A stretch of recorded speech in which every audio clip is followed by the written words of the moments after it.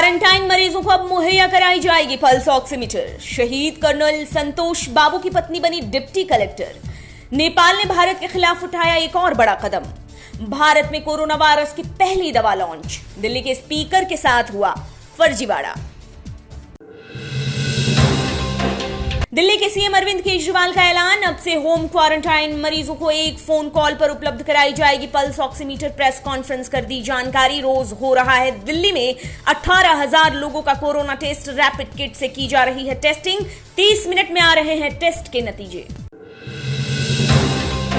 भारत चीन के बीच हुई हिंसक झड़प में शहीद हुए तेलंगाना के कर्नल संतोष बाबू की पत्नी बनी डिप्टी कलेक्टर। सूर्यापेट जिले की डिप्टी कलेक्टर चुनी गई।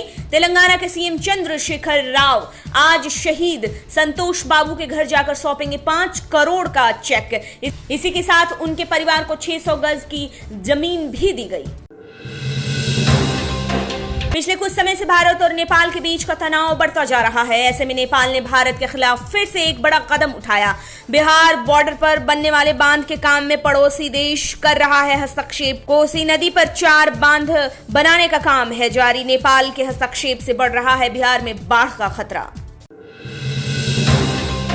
बिहार से सीएम नीतीश कुमार ने पीएम मोदी को लिखी चिट्ठी में कहा, वेब सीरीज, सीरियल और लाइव स्ट्रीमिंग को सेंसर के दायरे में लाए सरकार। नीतीश कुमार ने कहा कि ऐसे कार्यक्रमों से अश्लील और हिंसक चित्रण के कारण आपराधिक गतिविधियां बढ़ती हैं। इससे बच्चों और महिलाओं के खिलाफ आपराधिक गतिविधियां बढ़ी हैं। भारत ने कोरोना वायरस की पहली दवा फेफ्लू की लॉन्च। 103 रुपए होगी एक टैबलेट की कीमत। महाराष्ट्र के ग्लेनमार्क फार्मास्यूटिकल ने वायरस के इलाज के लिए दवा को लॉन्च किया है। यह इलाज के लिए पहली खाने वाली दवा है। इससे कोरोना वायरस के कारण बढ़ रहा दबाव होगा कम।